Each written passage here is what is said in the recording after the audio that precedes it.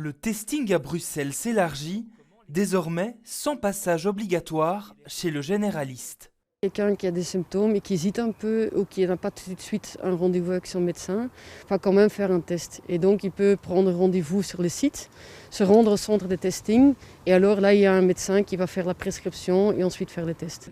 Concrètement, si vous présentez des symptômes ou êtes contact à haut risque, au retour de zone rouge par exemple, vous pouvez soit aller chez votre généraliste qui jugera si vous devez vous faire tester, soit prendre directement rendez-vous sur internet puis vous rendre au centre de testing où une déclaration sur l'honneur quant à votre situation suffit. Mais risque-t-on de grandes files pour se faire tester, comme on l'a connu ? Non, parce que justement on veut que les gens prennent un rendez-vous sur le site en fait et donc c'est ça qui va faciliter qu'il n'y a pas ces embouteillages. Une décision qui soulage les généralistes, eux qui font face à une charge de travail de 35 à 55% plus élevée avec le Covid, surtout avec de l'administratif.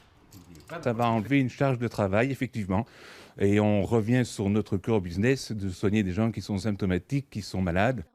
Même s'il ne faut pas délaisser le passage chez le médecin.